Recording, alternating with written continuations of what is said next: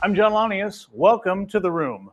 The Room gives you access to Geniecast top thought leaders, authors, entrepreneurs, business coaches, sports celebrities, and much more.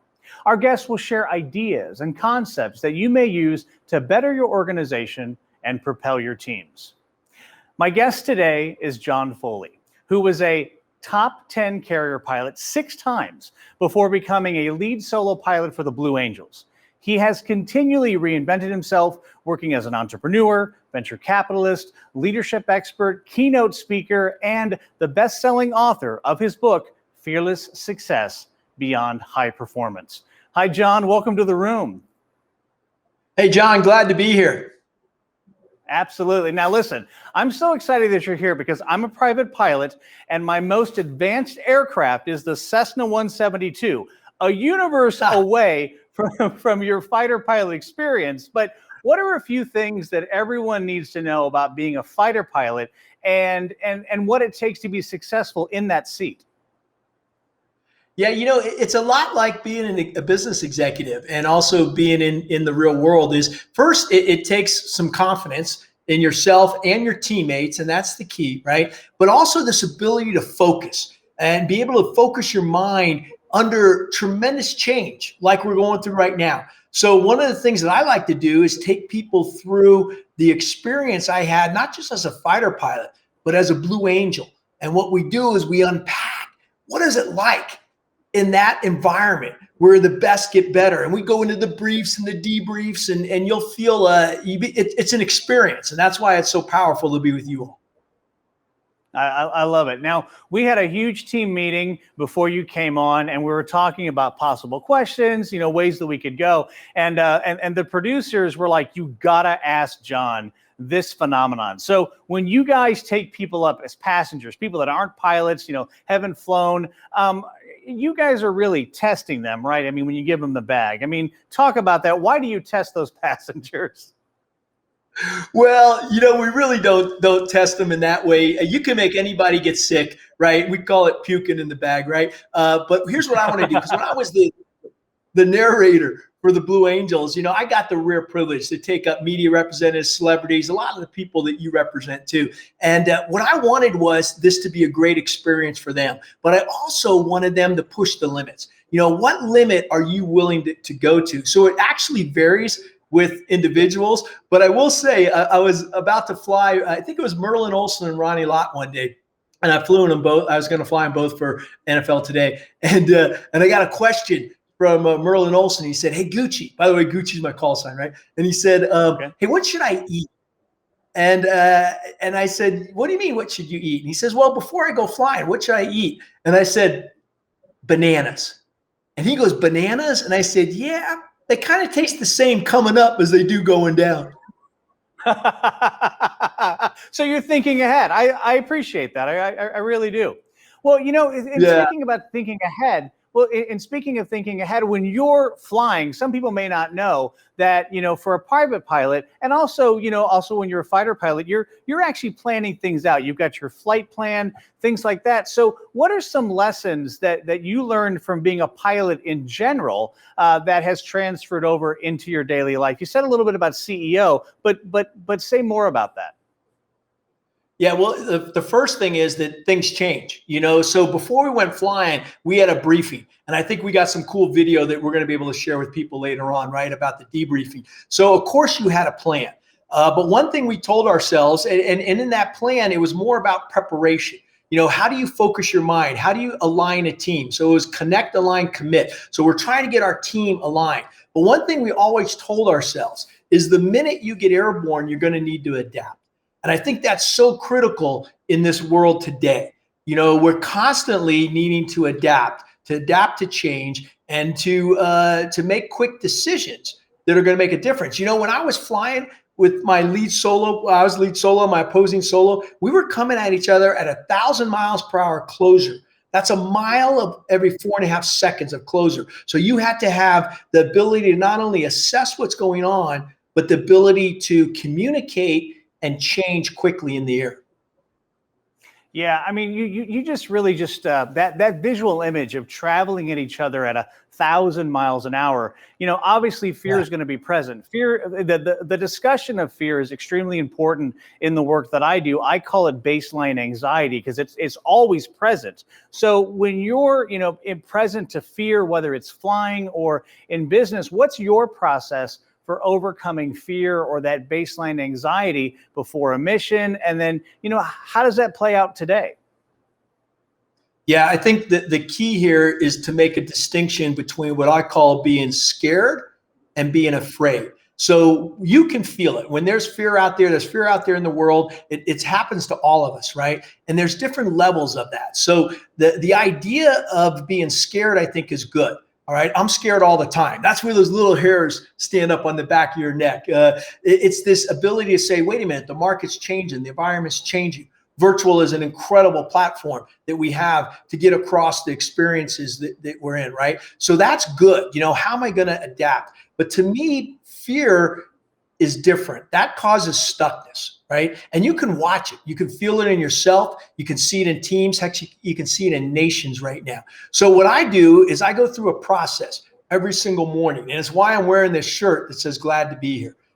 One of the things that I've realized is high performers, you need to have a process and a mindset for greatness. And it's both, right? And so I like to call it this brief debrief execution process with this glad to be here mindset. And part of the key on the mindset to overcome fear is to be grateful.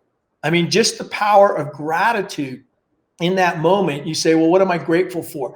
The teammates around me, the people I have, the support structure I have. And you start to focus in on those positive aspects. And then it's okay to be scared, knowing that if something happens, I'll adapt. I'll figure it out. And absolutely, I mean, being a pilot and learning to adapt, I mean, that's so apropos. So in watching the Blue Angels in action, and I've had the pleasure of watching the teams numerous times, that teamwork and communication is everything. So for example, and you kind of talked about this a minute ago, when you're in formation or doing those flybys, you're literally inches apart from each other. So tell us about your process of building a strong team filled with trust and how that transfers over into the business world. Yeah, exactly. So what I like to do when I get the rare privilege to work with organizations is first paint the picture of what does an elite high performance team really look like. And, I use my experiences I had on the Blue Angels, and we have all this great behind the scene footage of what that looks like. And what it is it's a team that first is connected. And that's one of the challenges we have today is how do we connect everybody, not only in a virtual environment, but in a team environment. So, we've walked through and have these processes of connecting people, right? Then the next thing is alignment. So are we aligned? Are we aligned on the same goals, the same visions? And we can talk about those all day long, but I talk about a purpose larger than self, because that's what I found is the differentiator. High performance teams, high performance organizations, and I'm working a lot in the healthcare space and a lot in all the technology space, they have a purpose larger than self. And galvanizing that team around that is really critical. Then the third piece is the commitments and the connections and the execution that we make. And I talk about this on the Blue Angels. We used to, like we said, come at each other at 1,000 miles per hour closure. Of course, we had a process, but we also had verbal and nonverbal trust agreements. And I'll give you a simple example. When I was coming at Thumper, my opposing solo, I said, Thumper, I'll be on the flight line, not 5 foot left or 5 foot right. I'll be right on the flight line. I'll set the altitude. I'll make the timing correction. I'll give you the command to execute a full stick deflection roll. You, my teammate, have one job. Miss me. Okay, it was the biggest game of chicken you ever played, but it wasn't a game and it wasn't chicken because we had that discipline and that focus. And translating that back in the business world is so easy to do. These commitments, these verbal and nonverbal commitments and contracts we have with each other. But the key is having a process around it, what I call a brief and a debrief. And I know we'll go into that later. So great. We'll be right back with more from John Foley, call sign Gucci, and we'll discuss his book, Fearless Success Beyond High Performance. You're watching The Room.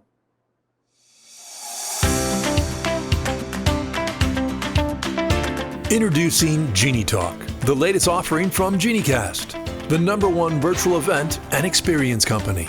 With Genie Talk, you can connect with an expert on any subject, anywhere, at any time. It's a one-to-one conversation in a private video call on our safe and secure platform. It's not a presentation. It's not a speech. It's an engaging, informative conversation with an expert.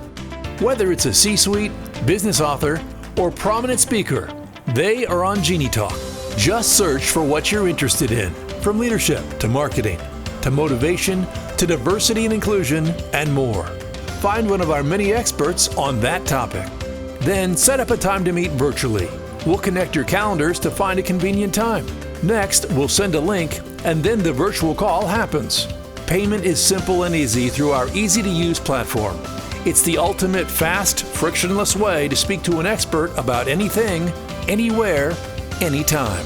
That's Genie Talk. We are wide open as we can possibly be to criticisms, and we want to become our own worst critics. The debriefing process takes probably twice as long as the flight took itself. Rank doesn't come into play, experience levels, those are good, but you have to set those aside when the criticism starts to come, because that's the only way you're going to learn the maneuver, and that's the only way you're going to get to where the maneuver looks good and it's safe. I think I was a little bit late dropping you guys off, so we're a little low going over the crowd. But other than that, smooth air was nice. A little bumpy in the spots, but glad we went flying. Glad to be here. Fudge. Servos, I'm glad we went flying too. Turned out nice. And I had a couple safeties on the left echelon flat pass. Coming over, I didn't acknowledge the go diamond call. Just concentrating on where I was going and how quick my movement was going to be. Then I was 20 feet low on the low brake cross, 280 feet, and I can fix all those things. So glad to be here. Had safety coming back in. For some reason, I thought we were going right 45s to park. And then I even called turning left when we were turning right. So it went pretty good for me up until we got there. I was just happy to be here and glad to be here. You guys did a good job. That placement looked really well today for the conditions. Glad to be here, boss. When we make these mistakes and we fess up to them, and we do it every time we fly, it's just an extremely important aspect of what we do.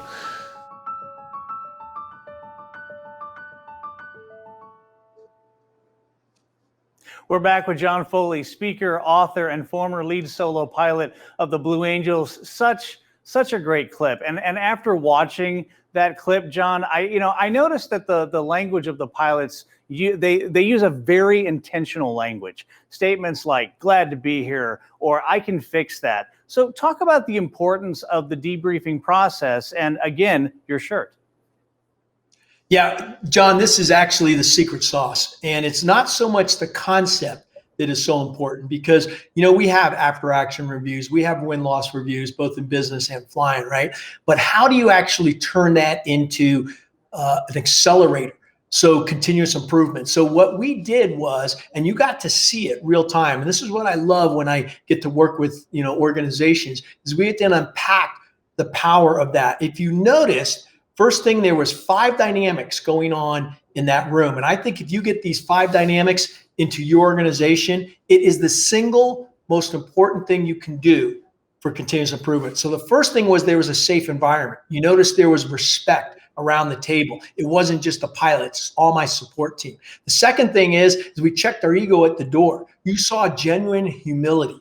The third thing was lay it on the table. This is this openness and this honesty. We're going to talk about not only what went well, we're going to talk about what could we do better. We always pointed the finger inward first and then talked about how we're going to make that happen. The fourth one was you saw accountability. But I think what was really powerful is what you really saw was personal responsibility, this ownership mentality. And the fifth and the most important part was the glad to be here. And I think this is the differentiator.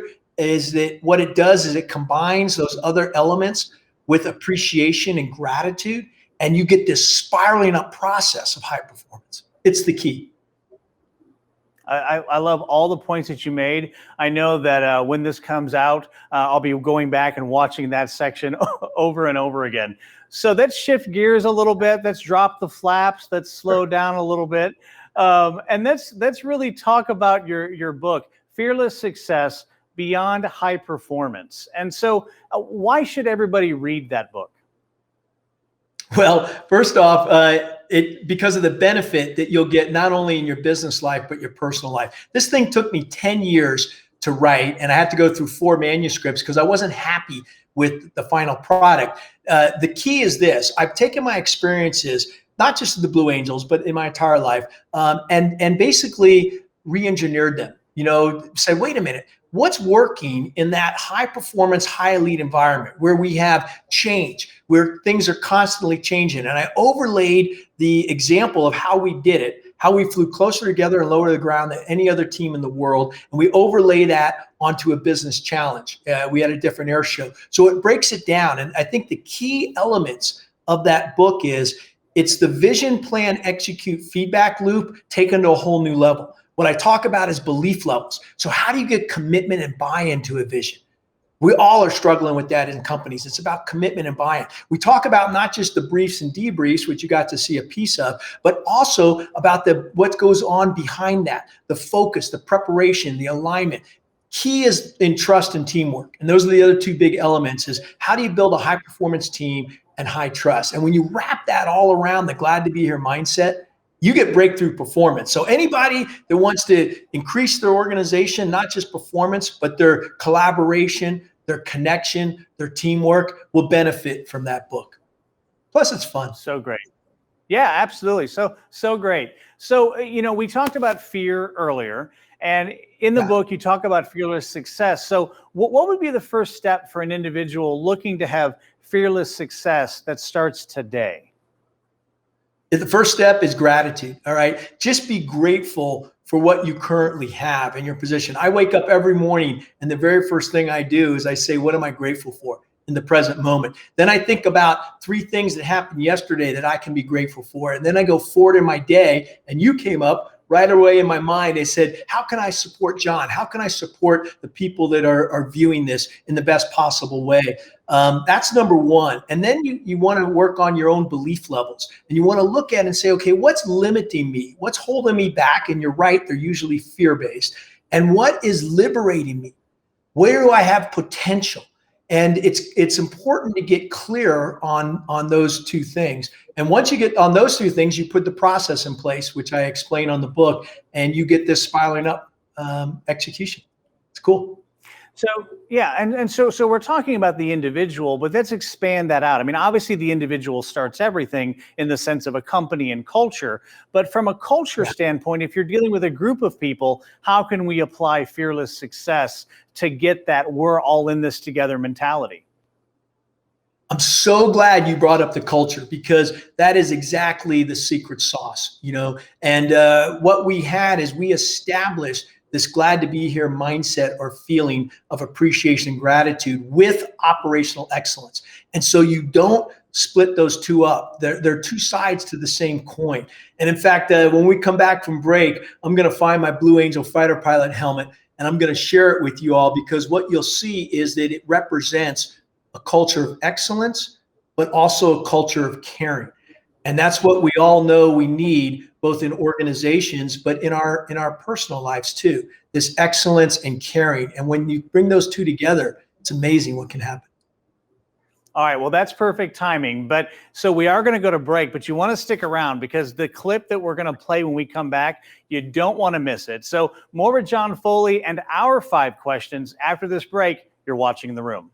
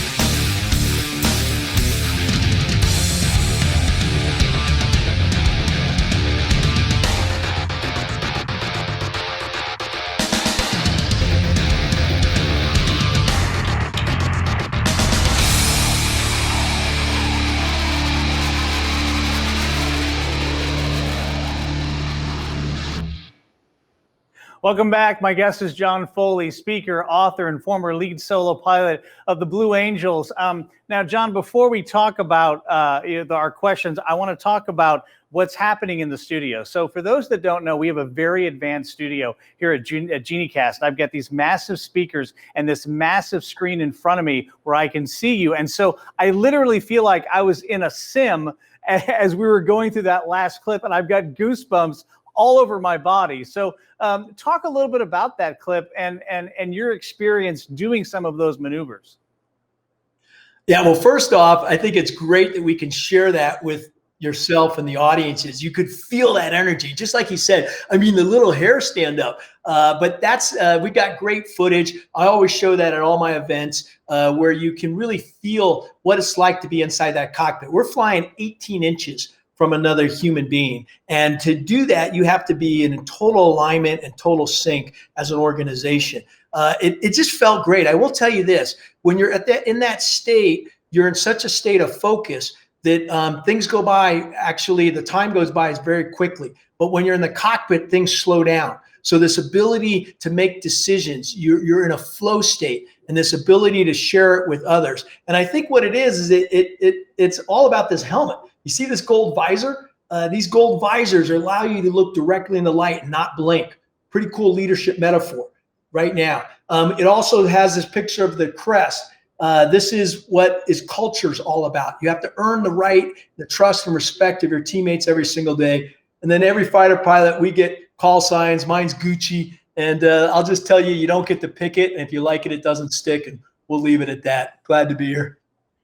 All right. I love it. I love it. All right. So before we get to our 5 questions that we ask all of our guests, you're talking about your experience of being in the cockpit and you're 18 inches from each other. Again, people may not realize that you're oftentimes flying at Mach 2, which is 1,500 miles per hour. So how do you go from a life of traveling at 1,500 miles per hour to then being a regular civilian? What's that transition like?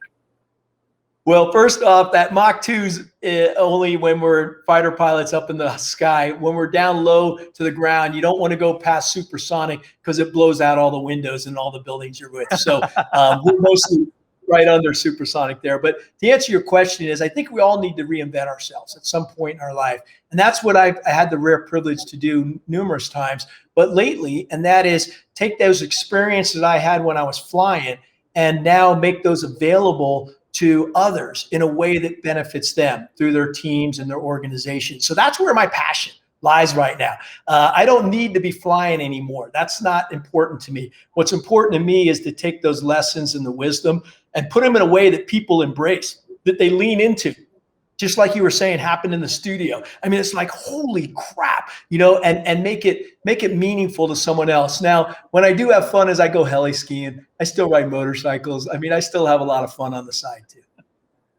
I love it. And by the way, thank you for clarifying on the speed. I just always want to be at Mach 2. So, that's my thing.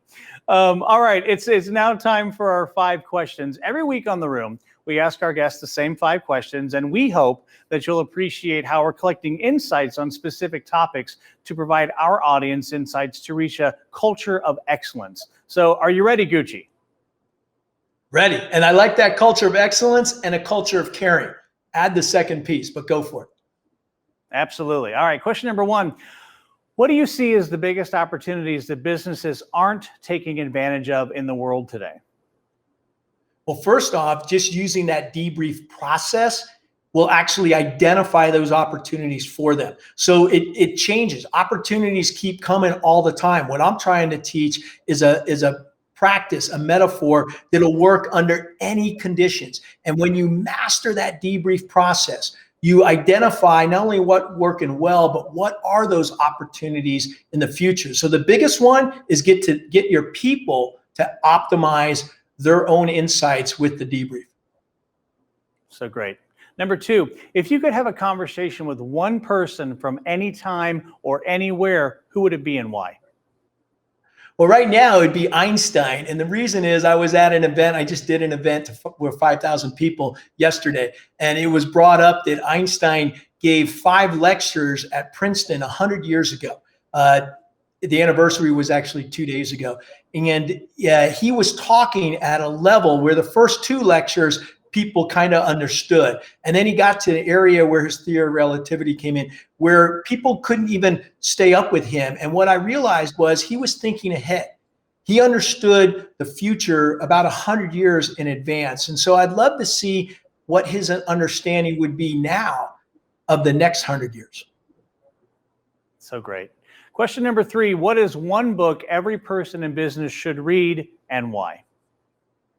It's called The Diamond Cutter, and it's from a good friend of mine, Michael Roach. And what he does is he takes Eastern wisdom and philosophy that comes from the deepest teachings and makes them practical in a Western environment, in a Western world. I was just with him yesterday. We write a lot of books together or stuff together, and he is phenomenal. So it's called The Diamond Cutter, Michael Roach. So great. Number 4, what is the best piece of advice you've ever been given? Best piece of advice came from my mom. Okay, and there's so many good things, but she had a comment called "Oh well," and it's like when things are not going the way you might want them to go, when you're having challenges, when you're having to just look at yourself and go, "Oh well." And I think what it meant was this: it was ability to not be so attached to the outcome, to realize that there's a lot of goodness in the world. There's a lot of good things. If something isn't going exactly like you want it to today, don't worry. Don't fret on it. Just continue to be a good person and things will work out. And then question number 5, why is a conversation better than a lecture? Well, because you can feel it, you can experience it, right? And that's why I think what we're doing is we're sharing, we're playing off each other. We're having this beautiful conversation, and you can start to tap into what the other person's perspective and questions are. And that's what's beautiful about using your platform is we can get into these conversations with people. You can use it in a way that they not only get to see what's possible, they get to start to adapt it and apply it to their life right away, in person, right there. All fantastic answers, John. I'd like to thank John Foley for being my guest on The Room today and sharing his thoughts and insights. Gucci, what would you like to leave us with today? The way we started, glad to be here. My hope is that everybody who's watching this got something out of it that they can immediately apply. And the biggest key is to wrap in that glad to be here mindset with the process of operational excellence. And then anything you want, you can achieve. So let's go out there and live a powerful life and give back to others. Thank you for your time, John. Glad to be here. Thank you, John Foley. Fantastic. Thanks so much. Join us next week for more insightful and inspiring thought leaders, authors, entrepreneurs, CEOs, and much more. I'm John Lanius. We'll see you next time on The Room.